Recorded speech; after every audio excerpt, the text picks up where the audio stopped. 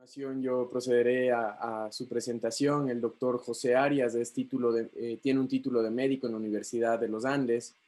Es médico cirujano por la Universidad de los Andes, especialista en ginecología y obstetricia por la Universidad Central de Venezuela. Histeroscopía oficinal y quirúrgica en el Instituto Europeo de Ciencias Endoscópicas, laparoscopía ginecológica por el Instituto Europeo de Ciencias Endoscópicas, maestría en reproducción humana por la Universidad Autónoma de Barcelona, España. Tiene una maestría en endocrinología ginecológica por la Universidad Nacional de La Plata, Buenos Aires, Argentina. El doctor José Arias intervendrá con el tema factores inmunológicos que afectan a la fertilidad. Doctor, sea usted bienvenido. En este momento puede iniciar con su disertación.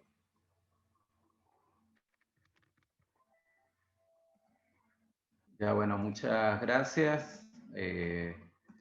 Agradeciendo al comité organizador de este importante evento, complacido de poder compartir con ustedes una serie obviamente, de conocimientos, como anteriormente decía el doctor Vaca, a lo largo de unos 30 años ya de experiencia en el área médica. Igualmente, pues quiero compartir que no tengo ningún conflicto de interés con ninguna compañía, simplemente el deseo de, como les decía, de compartir todos estos conocimientos. El día de hoy, pues vamos a hablar de un tema que sí es un poquito, digamos, a veces, pues difícil, en el sentido de que los problemas de fertilidad asociados al área inmunológica no son el primer ítem o lo que primero tomamos en cuenta cuando hacemos un estudio en la pareja de fertilidad. Entonces, en el día de hoy, pues ya les voy a decir, esta va a ser la forma como nos vamos a manejar, es la agenda de hoy.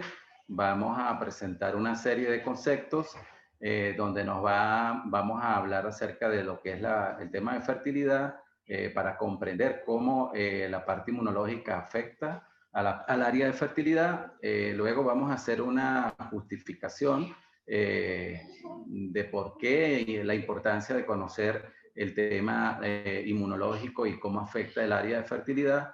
Luego vamos a profundizar en el tema como tal, explicando cuáles son esos factores que nos van a dar problemas para poder hacer un diagnóstico adecuado y unas conclusiones al final. Entonces, en nuestra primera parte vamos a conversar de lo que es entonces infertilidad. Entonces, es un problema que, aunque parezca mentira y que mucha gente lo ve como que es raro, es un problema que bien se tiene como común, que afecta a 1 de cada 6 parejas. Y básicamente, quiero que lo entiendan bien, este concepto es la incapacidad para completar un embarazo luego de 1 año de tener relaciones sexuales sin tomar medidas anticonceptivas. Este concepto se modifica un poco cuando hablamos de pacientes mayores de 36 años, porque ya no vamos a tomar en cuenta que es 1 año de infertilidad, sino que solamente 6 meses de que esta paciente tiene relaciones de manera libre, sin ningún método de planificación familiar, y sin embargo la paciente no se embaraza. Entonces, ¿por qué les digo que es importante esto? Porque cuando hablamos de fallo reproductivo, por el contrario, son pacientes que sí logran embarazarse, son pacientes que pueden tener 5 abortos, que pueden haber tenido 2 o 3 embarazos donde sus bebés han muerto en su vientre, y lo vamos a categorizar, el concepto es que es una pérdida de la eficiencia en los resultados reproductivos y que se va a traducir en una pérdida de embarazo, que puede ser influenciada sobre todo por factores de tipo inmunológico. Entonces, de aquí la importancia de que la parte inmunológica es la que nos va a hacer, obviamente, que muchas pacientes no consigan tener ni su primer embarazo, pero en la mayoría de los casos está asociado más a pérdidas recurrentes de embarazo. Cuando una pareja nos consulta, cuando llega a nuestras unidades de fertilidad, nosotros nos planteamos entonces este protocolo de estudio y empezamos a pedir pruebas para ver si la probabilidad del problema de infertilidad en esta pareja es de causa masculina, de causa femenina o mixta. A nivel mundial, en todos los estudios que se han hecho, se ha visto que tanto el hombre como la mujer aportan un 30% de posibilidades o de causas de infertilidad. Esto constituye aproximadamente el 60% y es por eso que cuando hacemos el protocolo, le hacemos el protocolo de estudio a la pareja. No empezamos solamente con la parte femenina, sino que también vamos pidiéndole al hombre, a su esposo, a la pareja, le vamos pidiendo mínimo un espermatograma. En la parte femenina, obviamente, el grupo de peso, digamos, de los factores de infertilidad es el tema de ovulación. Está a la cabeza de esto lo que todos pues, conocemos en la parte médica, que es el síndrome de ovario poliquístico y los problemas de anovulación, sobre todo en pacientes jóvenes, y el factor tubárico. Estos dos elementos se llevan prácticamente el 70, el 60% de las causas de infertilidad en la parte femenina. Y fíjense que el factor inmunológico está un poco, digamos, entre las últimas causas de ese protocolo que nosotros estudiamos. Quizás por eso nos tardamos mucho en hacer el diagnóstico del factor inmunológico, porque generalmente, si bien es cierto, empezamos estudiando tanto al hombre como a la mujer, pidiendo radiografías, pidiendo exámenes hormonales, pidiendo una serie de estudios, por el tema de que no es tan frecuente y por el tema de que tiene un costo elevado, aparte de todo lo que ya estamos pidiendo, se deja, digamos, como última intención. Y bueno, obviamente, pues dentro de la parte de causas, se ve que es el 20% de causas, pero si nos vamos al factor idiopático, el factor idiopático es cuando no conseguimos nada ni en el hombre ni en la mujer. Pareciera que todo está perfecto y sin embargo la paciente no se embaraza. Y es aquí donde entra con mayor fuerza el factor inmunológico. Pues esas pacientes que muchas veces han perdido 2, 3 embarazos y nos concentramos en pedir, por ejemplo, solamente los exámenes en referencia a lo que es el torso. Y realmente, en cuanto a lo que es la pérdida de embarazo recurrente, es una de las últimas cosas que pudiera afectarnos. Bien, esto hablando de fertilidad, metiéndonos un poquito más en el área de inmunología, pues también nos vale hablar de algunos conceptos.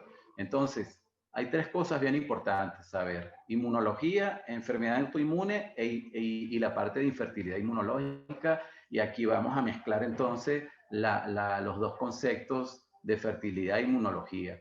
Entonces, en el sistema inmune, pues vamos a tener una cantidad de células, de moléculas y de mecanismos que van a proteger al cuerpo de agentes extraños, llámese virus, bacterias y otros agentes infecciosos que causan enfermedades. O sea, nuestro sistema inmunológico nos defiende, no debería atacarnos, y el principal exponente es los glóbulos blancos, los linfocitos.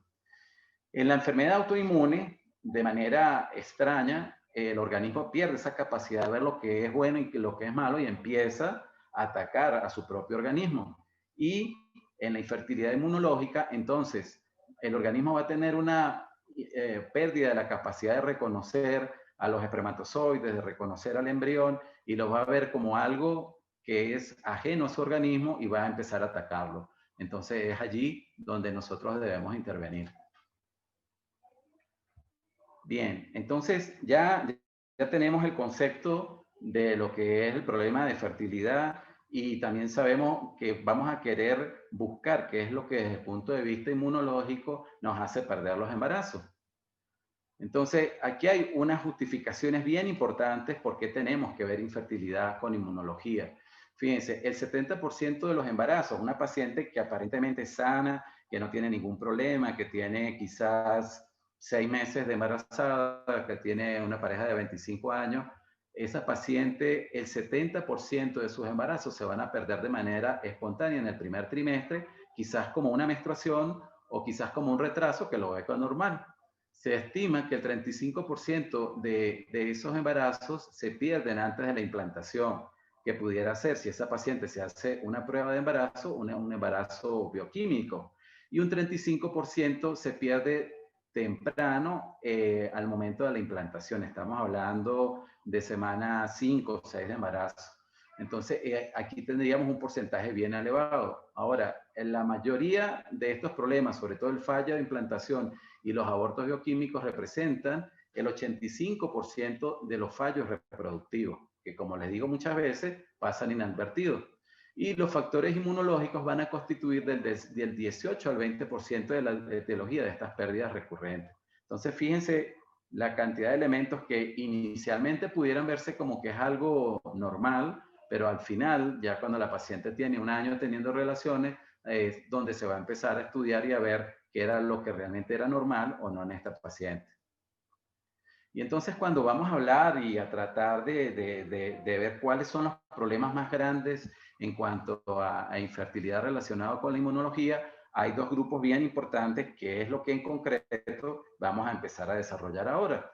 Uno son los fallos de implantación, o sea, bien pacientes que no pasan más allá de un embarazo bioquímico o pacientes que terminan en nuestras unidades de fertilidad, donde obviamente hemos hecho todo un protocolo de estudio, como les enseñé anteriormente, de estudiar al hombre, estudiar la parte femenina, todos los elementos, que todo esté bien, y decimos, bueno, la mayor probabilidad para que ustedes queden embarazados en un 70%, 80%, vamos a una fertilización in vitro. Y sorpresa, hicimos todo bien, corregimos todos los problemas infecciosos, hormonales que había, y cuando hacemos la transferencia, la paciente no se embaraza.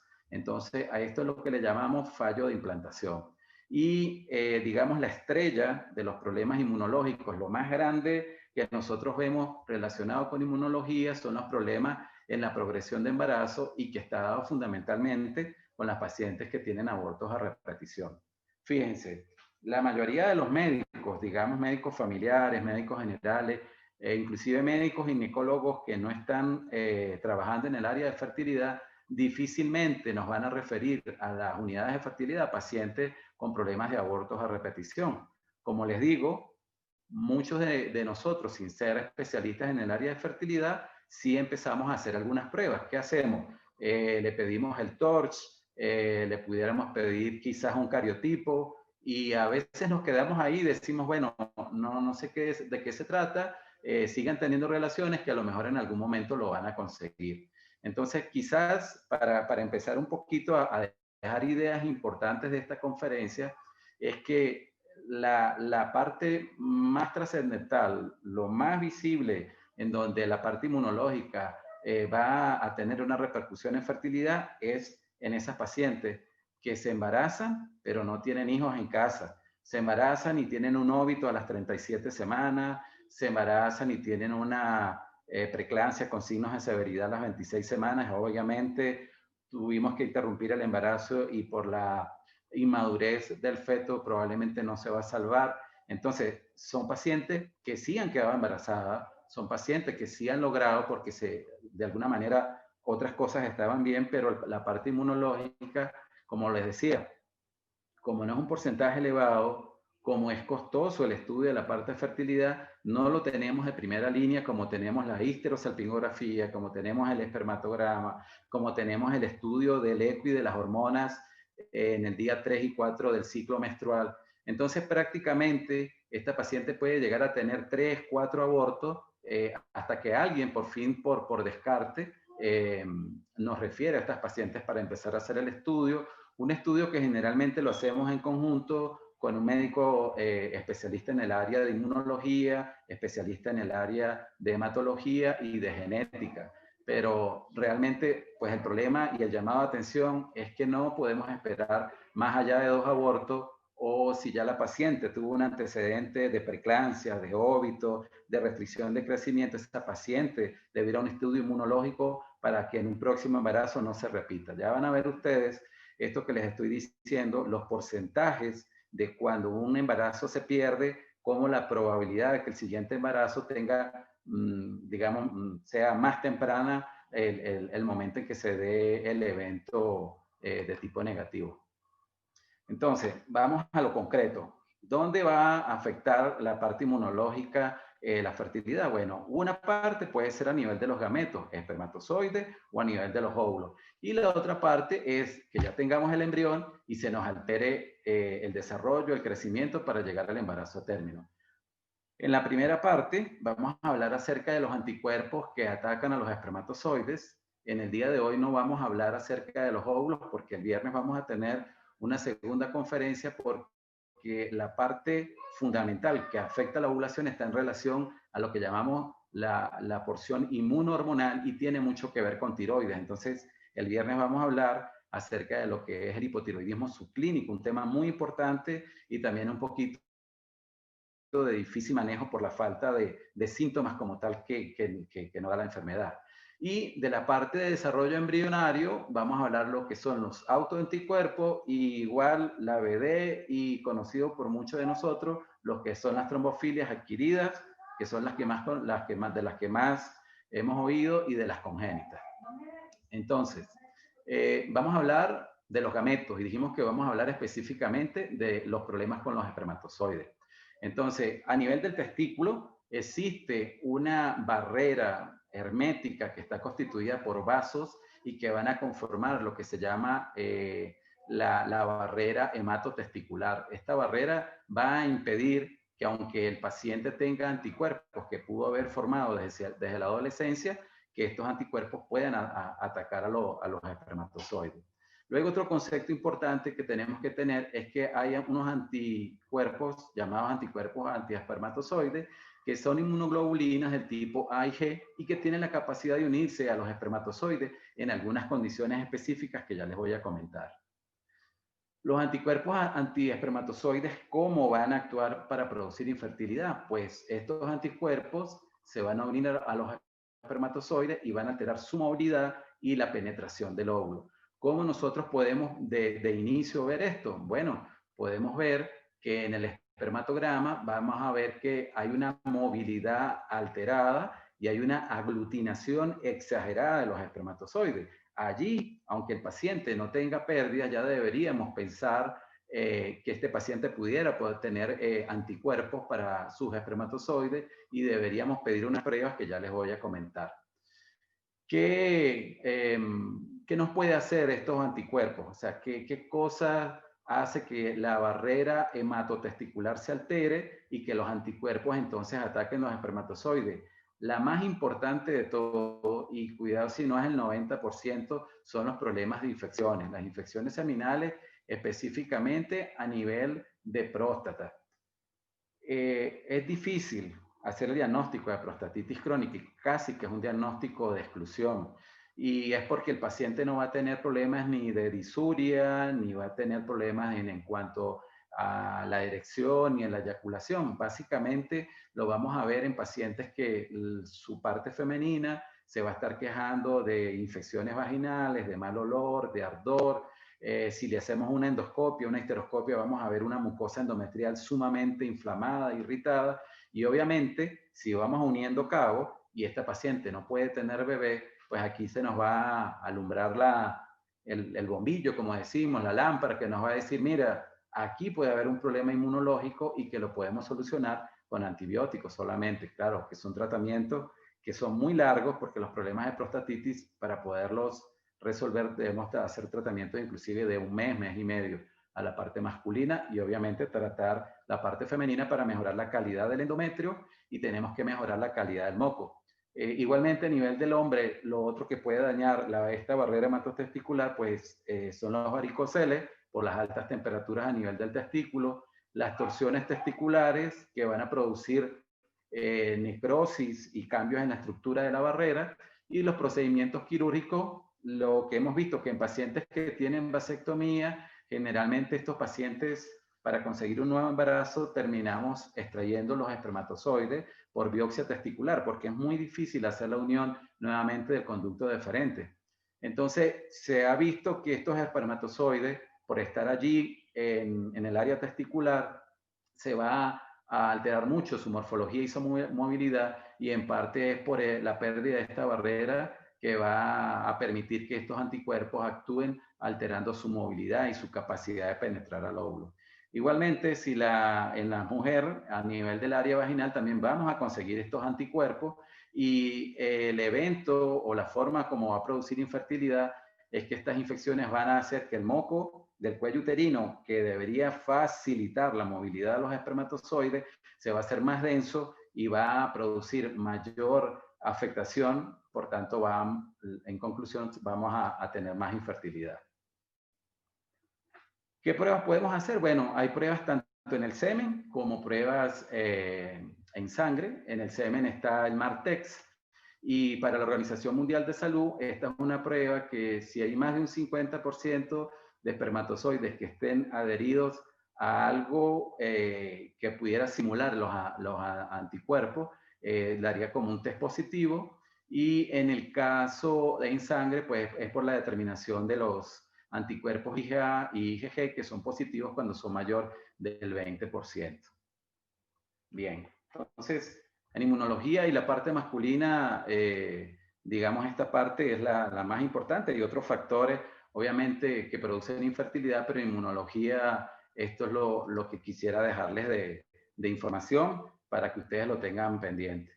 Ya entonces, ubicándonos, como le decía, en lo que es el desarrollo del embrión, porque lo que es óvulo y tiroides lo conversaremos luego, en el desarrollo del embrión, sí vamos a tener muchas instituciones que se han abocado al estudio del tema inmunológico, sobre todo los grupos que hacen alta complejidad, los que hacen los HIGS y los FIP.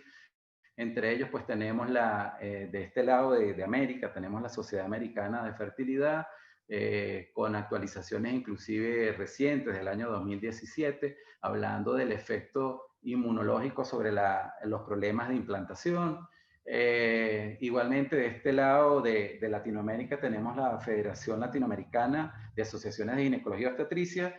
Hicieron una actualización en este folleto que les presento, la portada, que es del año de febrero desde el 2020, donde le dan digamos, un tema de gran importancia a los problemas de fertilidad e inmunología.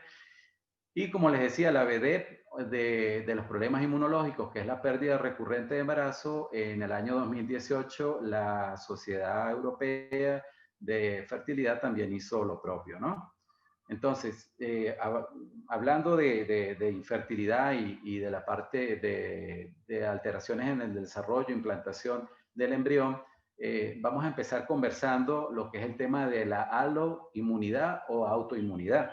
Entonces, aquí nos tenemos que meter un poquito y quise traerles este esquema porque, como les decía, a veces el tema es un poco complicado porque hay un montón, o sea, si ustedes estudian inmunología, hay un montón de cosas que usted va abriendo y le abre más ventanas y se va haciendo como más complejo.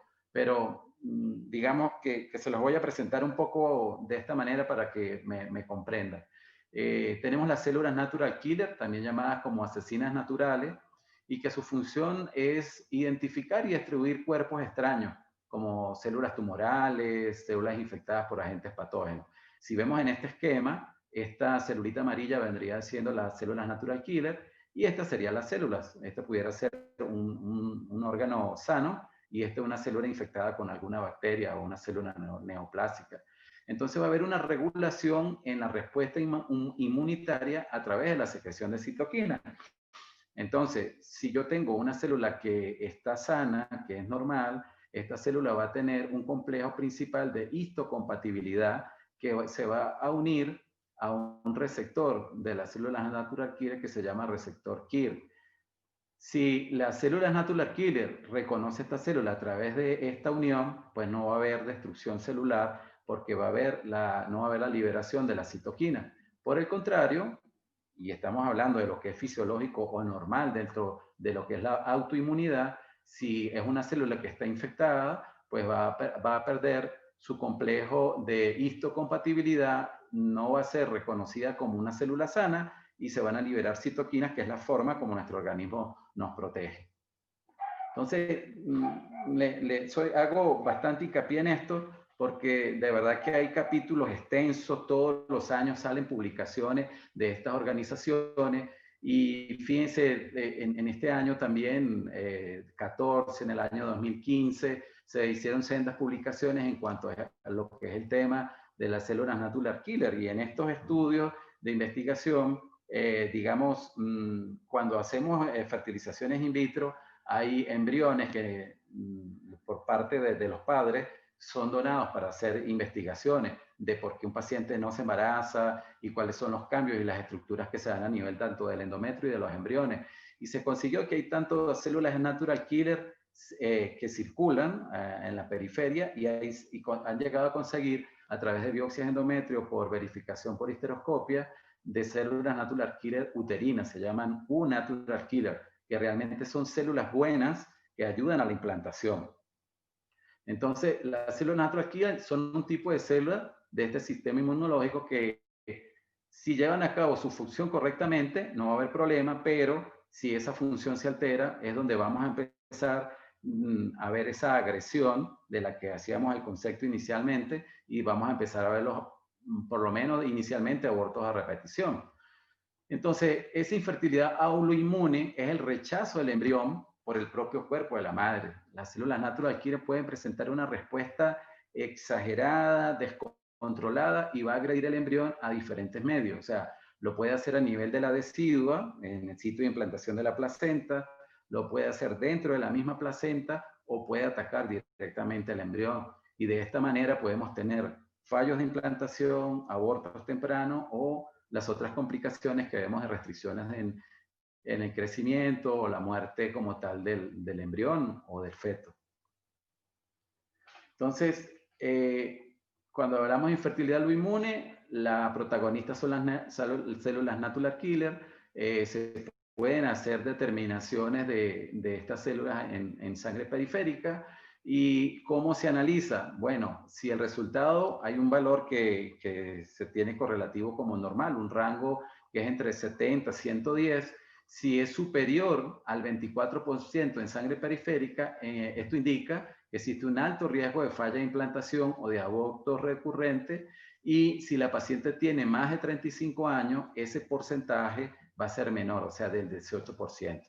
Ojo, este tipo de problema, como les decía, puede ser en una paciente que es joven, simplemente que ha tenido 3, 4 abortos y que nos llega a nuestra consulta. Entonces puede ser una paciente que no tiene absolutamente ningún síntoma, que si nosotros hacemos una buena historia, interrogamos a la paciente, interrogamos sus antecedentes familiares, vamos a ir atando cabos y vamos a decir, bueno, esta es una paciente que le tengo que pedir un perfil inmunológico y que no puedo dejar de pedirle las determinaciones de células natural killer. Quizás un poquito más sencillo pensar en el problema cuando tengo una paciente que tiene infertilidad y tiene lupus, que tiene artritis o que tiene antecedentes de vasculitis, porque todos son eventos que están relacionados con la autoinmunidad. Bien, eso con respecto a autoinmunidad y células natural killer. Ahora viene el otro problema, digamos que sí es de alguna manera más sonado en el área de la obstetricia, que tiene más, digamos, estudio, y son las llamadas trombofilias, ¿no? Entonces, trombofilia es una patología también autoinmune que consiste en cualquier alteración, ya sea congénita o adquirida, que ya vamos a revisar esto, y que promueve o facilita la presentación de un fenómeno trombótico, el cual habitualmente afecta al territorio venoso. En concreto, las causas de trombofilia se debe a la falta de un anticoagulante natural o mutaciones en los sistemas de anticoagulantes. O sea, normalmente, pues, el organismo tiene la capacidad de responder ante un evento de agresión cuando hay una hemorragia, cuando hay un evento donde amerita que se formen trombos, pero hay condiciones donde, aunque no exista esta enfermedad o este evento patológico en la paciente, sin embargo, va a formar coágulos en su cuerpo. ¿Cuál es el problema? Que muchísimas de estas pacientes con trombofilia, las manifestaciones que hace de trombos las hace fundamentalmente cuando está embarazada. Entonces, no se va a notar. Es muy rara la paciente que dice, sí, yo tuve una trombosis en miembros inferiores, yo tuve un evento embólico, cerebrovascular o pulmonar, y la paciente sea joven. Pacientes jóvenes realmente no lo vamos a ver y generalmente lo vamos a diagnosticar es por las pérdidas que va a tener la paciente. En el embarazo, los coágulos se forman en la sangre, pueden llegar hasta la placenta y pueden bloquear tanto el desarrollo del feto, haciendo entonces, como les decía, que entre otras manifestaciones veamos los problemas de restricción de crecimiento y la falla en cuanto al líquido amniótico. Y ahora hablemos de las trombofilias hereditarias. Entonces, las trombofilias hereditarias se van a presentar como una alteración en algún gen o en genes que codifican para factores de coagulación o para proteínas que intervienen en la inhibición de la coagulación. Entonces, es algo con el que el paciente nació, por eso hablamos de congénita o hereditaria. Las trombosis de la vasculatura del útero, en las arterias espirales y el espacio intervelloso, es el sitio con que más frecuentemente vamos a observar estos eventos trombóticos. Va a haber una respuesta hemostática aumentada que va a afectar la perfusión placentaria y va a llevar alteraciones que pueden ser en el crecimiento placentario, en el aborto recurrente. ¿Ok? Entonces, las trombofilias hereditarias, generalmente, que es un elemento importante, las vamos a ver en el segundo trimestre de embarazo. O sea, no son abortos tempranos, sino va a ser del segundo trimestre. El 50 al 60% va a estar relacionado con el factor 5 y con el gel de protombina. El factor 5LA y el gel de protombina, que como ustedes saben, están involucrados en lo que es la cascada de coagulación o en la formación de trombo, en el caso que una paciente tenga un evento hemorrágico. Con menos frecuencia, perdón, vamos a ver otros elementos que puede ser por deficiencia de proteína C y S, alteraciones en la metiltetrahidrofolato reductasa y en la titromina 3. Una cosa que quiero puntualizar es que las pacientes que tienen sospecha de que tengan una trombofilia de tipo hereditaria, nosotros no podemos solamente conformarnos con pedir el factor 5 o el factor 2. Tenemos que pedir todo este cuadro que ustedes están viendo, incluyendo inclusive las células natural killer. Pero eso les decía que a veces es un poco complicado por el tema también de costos que puede implicar para una paciente. Pero yo he tenido pacientes, sobre todo aquí en Ecuador, pacientes sobre todo con la metiltetrahidrofolato reductasa positiva, con pérdidas a repetición, que fíjense que no, a nivel mundial no es la que con más frecuencia puede tener alteraciones en los eventos trombóticos. Entonces sí tenemos que pedir todo. Si yo tengo una paciente que ha tenido abortos a repetición después del segundo trimestre, que tiene antecedentes inclusive familiares, que han tenido eventos trombóticos o eventos personales de la paciente de trombosis en miembros inferiores o en algún sitio. Inclusive tengo algunas pacientes que se quejaban de cefaleas vasculares, que les habían hecho cualquier tipo de tratamiento y que llegaron a mi consulta por problemas de aborto. Y estas pacientes tenían un evento de trombofilia hereditaria que posterior al tratamiento, para poder lograr sus embarazos, se corrigió el problema de la cefalea que estaba categorizada como una cefalea vascular y probablemente lo que esa paciente tenía era un microinfarto por su manifestación era a nivel del sistema nervioso por una trombofilia congénita.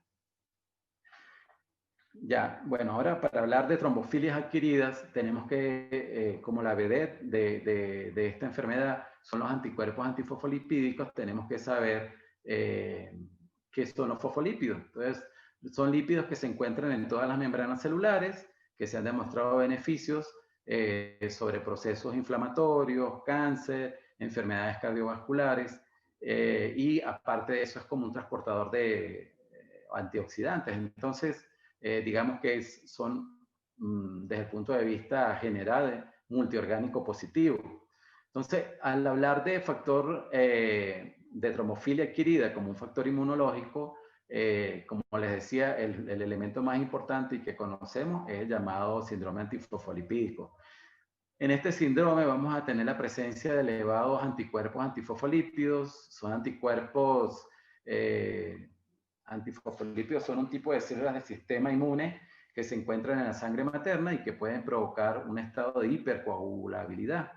Hay más de 20 tipos de anticuerpos antifosfolipídicos, pero los que están más relacionados con eventos trombóticos e infertilidad o afectación de los embarazos es el anticoagulante lúpico, los anticuerpos anticariolipina y las beta-2 glicoproteínas. Está asociado entonces, como les decía, a eventos. La triada que vamos a ver son abortos recurrentes, trombocitopenia y eventos trombóticos, ¿no? Bueno, en cuanto a la forma de diagnosticar este síndrome, se empezó a estudiar y a hacer algunos elementos de diagnóstico como tal en el año 98 en Japón, luego en el 2005 se hicieron algunas actualizaciones en CIGNE Y sí, las sociedades que les mencioné al principio de estudios de fertilidad han ido haciendo algunas modificaciones. Actualmente se considera que debe haber un criterio clínico y un criterio de laboratorio para hacer el diagnóstico. Importante, dentro del síndrome debe haber un antecedente de un fenómeno trombótico, arterial o venoso, para incluirlo dentro del protocolo. Dentro de las manifestaciones obstétricas, a diferencia de las congénitas, aquí sí podemos ver muertes de embriones o menores de 10 semanas, o sea, abortos menores de 10 semanas, que la variante a lo del 2005 es que antes se decía que tenían que ser 2 abortos consecutivos. Ahorita tú puedes tener un aborto, un embarazo, otro aborto, y ya eso te pudiera dar para pensar si después de ese primer embarazo la señora ya hizo otro aborto, que pudiera tratarse de un problema de protrombótico. Entonces entraría en uno de los criterios actualmente para síndrome antifosfolipídico. Antes se hablaba de 3 o más. La Sociedad Americana actualmente habla de que ya con 2 abortos consecutivos o no consecutivos deberías estudiar a esta paciente si tienen problemas de fertilidad. También está muerte de fetos mayores de 10 semanas con morfología normal, también eso es importante, que desde el punto de vista ecográfico, genético y de laboratorio se haya visto que era un embarazo que iba bien, que no era un Turner, que no era un embarazo ectópico, que no era una mola, porque si no, no entra dentro de la clasificación del síndrome antifosfolipídico. Bien, los criterios de laboratorio, como les decía, los 3 elementos importantes: el anticoagulante lúpico, las anticardiolipinas IgM, IgG y la beta-2-glicoproteína igual IgM y IgG. Lo importante de esta anticardiolipina y la beta-2-glicoproteína es que los positivos van en leve, moderado y severo. Tanto para anticardiolipina y glicoproteína es positivo cuando los valores de referencia dan para valores moderados a altos, y también está en el protocolo que se debe repetir a los 3 meses, tanto las anticardiolipinas como las beta-glicoproteínas, para tener la certeza que realmente es un síndrome antifosfolipídico, por lo que implica luego el tratamiento para estas pacientes. Bueno, básicamente pues esto es la forma como la parte inmunológica nos está produciendo infertilidad, en qué pacientes pues debemos sospechar de que hay este tipo de problema, y no nos debemos descuidar, pidiendo tanto las pruebas al hombre como a la mujer. Entonces, ya para concluir, pues tenemos que decir que el diagnóstico etiológico preciso en pacientes con falla repetida de implantación o antecedentes de aborto recurrente hace la diferencia entre el fracaso y el éxito de los tratamientos. Es primordial obtener una buena historia clínica desde la primera consulta, que deberá ser completa, procurando evitar omisión de antecedentes personales y familiares. Tengo una hermana que tuvo trombofilia, que tuvo preeclampsia, tuvo una hermana, o mi mamá tuvo mis hermanos fueron siendo cada vez más pequeños o se morían adentro. O sea, todos esos datos son importantes. Padecimientos autoinmunes, como hablamos del lupus, de la vasculitis, y infertilidad o problemas o enfermedades degenerativas que nos pueden ir enfocando hacia el diagnóstico.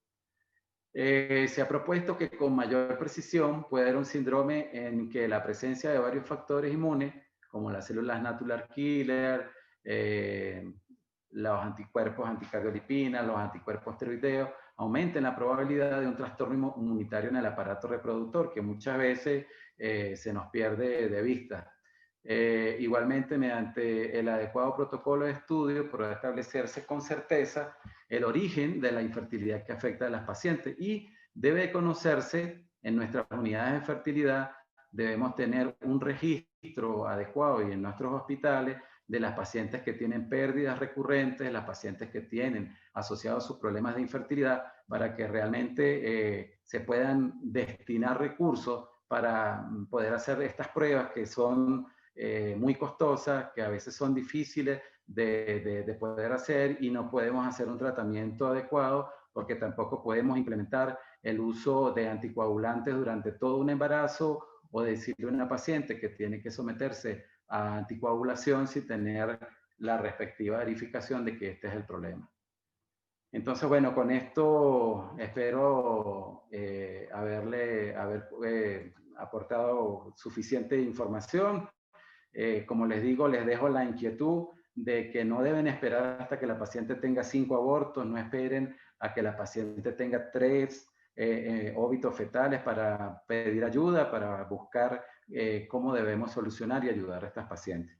Entonces, bueno, quedo totalmente a su orden. Aquí están mis redes por si quieren escribir y quieren alguna otra información. Y como les digo, les dejo la invitación para la segunda parte de este evento de inmunología e infertilidad con el tema de hipotiroidismo para el viernes. Muchas gracias.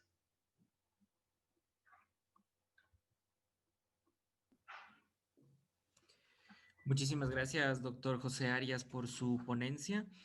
Definitivamente es un gran aporte para el área de ginecobstetricia. Como vuelvo a repetir yo, hemos invitado a personas que han sido demasiadamente probadas en su tema, y definitivamente para los ginecobstetras, especialmente los que hacemos medicina materno-fetal, los que hacemos la parte de ginecología, pues son temas definitivamente de actualización. Así que felicito por su excelente ponencia. Vamos a ver si es que hay algunas preguntas de el auditorio. Yo tengo una pregunta, doctor Arias, acerca de las trombofilias hereditarias y las trombofilias adquiridas. Cuando estamos haciendo el estudio de una paciente que busca o que consulta por infertilidad, eh, ¿qué recomendación o qué nos habla a nosotros la evidencia de solicitar en escala los exámenes inmunológicos? O sea, hablo yo de primero solicitar tal vez un tamizaje de lo más frecuente, que es las trombofilias hereditarias, y tal vez seguir escalando a las trombofilias, perdón, primero las adquiridas y luego las hereditarias, o se evalúa de una manera conjunta todos estos exámenes de laboratorio. Claro, sí, bueno, fíjate, digamos, hay como un imbricamiento en cierta edad de embarazo donde se nos hace un poquito difícil decir voy a pedir este grupo primero o aquel, ¿no? Bien viste en lo que hablábamos de la diferencia entre cuándo aparece o pensar en las congénitas y cuándo pensar en las adquiridas. Si hablamos de abortos o de pérdidas o complicaciones, a partir del segundo trimestre estamos hablando 14 semanas, en pacientes con trombofilias congénitas, pero en la adquirida podemos tener pacientes que también entran en ese grupo, que pueden tener también pérdidas, solo que también entran en este grupo las que son menos de 10 semanas de gestación. Entonces yo creo que el punto clave para decidir qué vas a hacer es, uno, hacer esa historia donde probablemente te va a comentar la paciente el tema de algún evento trombótico. Ya eso te hace pensar que aunque no haya tenido abortos o tenga 1 o 2 abortos nada más, probablemente si ya ha tenido una trombosis de miembros inferiores o algún evento trombótico que inclusive ya venga recibiendo tratamiento solo con aspirina, con ácido acetil salicílico 81, 100, 150 miligramos, ya eso te puede dar una perspectiva de decir, bueno, yo voy a pedir el perfil de las congénitas primero, en vez de irme primero con la del SAF. Lo otro que también a veces uno dice, bueno, ya está recibiendo aspirina, ácido acetil salicílico, porque esta paciente me sigue abortando. Y es que hay una reunión que hicieron en el 2017 de la Sociedad de Ginecología Obstetricia, que hicieron una recopilación y hicieron unos protocolos de evidencia y se dieron cuenta que en pacientes que tenían trombofilia con aborto y que recibían solo aspirina era insuficiente para poder controlar el problema, y si no le dabas la enoxaparina, solo la aspirina no iba a servir de nada. El otro punto importante es que también cuando das solo enoxa y aspirina, a veces si tienes células natural killer positivas, a veces tienes que agregar prednisona, porque para que puedas llegar hasta el final del embarazo sin restricciones de crecimiento, sin fallas de líquido amniótico por insuficiencia placentaria. Entonces, yo empezaría con la congénita si tengo antecedentes y si tengo pérdidas en el primer trimestre. Inclusive, el dato bien importante de que también debe ser tratado el tema de preguntar cómo es la historia de fertilidad de la mamá, de la abuela, de las hermanas en cuanto a pérdidas, preeclampsia, restricciones de crecimiento, porque eso también me va a dar una señal. Yo tuve este año una paciente con un embarazo de 14 semanas con lagunas placentarias, lo que antes llamábamos secuestros o infartos placentarios, y ese fue el punto para pedirle, no tenía, era una primigesta, se había tenido problemas de fertilidad, pero no de aborto ni de pérdida, sino de embarazo espontáneo.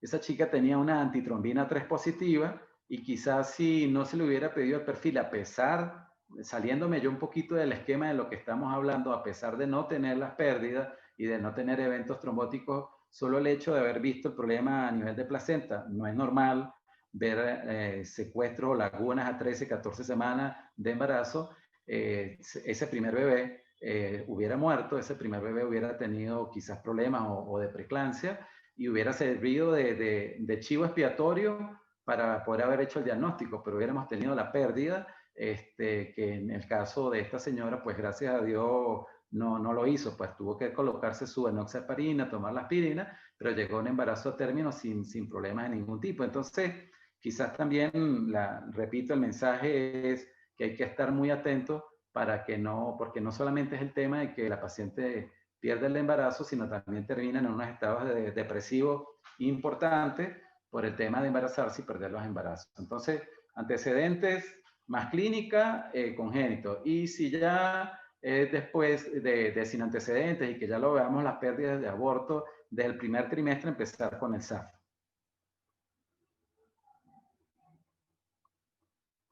No tiene micrófono, está bloqueado el micrófono.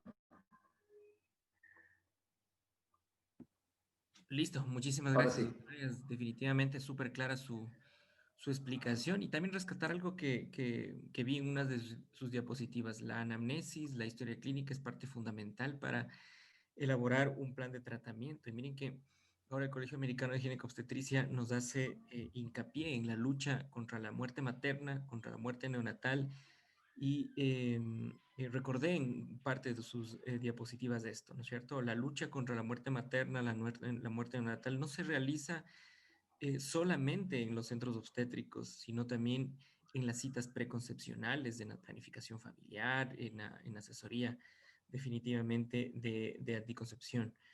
Entonces, sí, muchísimas gracias, doctor Arias, por su ponencia. Realmente le felicito por sus enseñanzas del día de hoy y, bueno, muchísimas gracias. A la orden. Muy bien.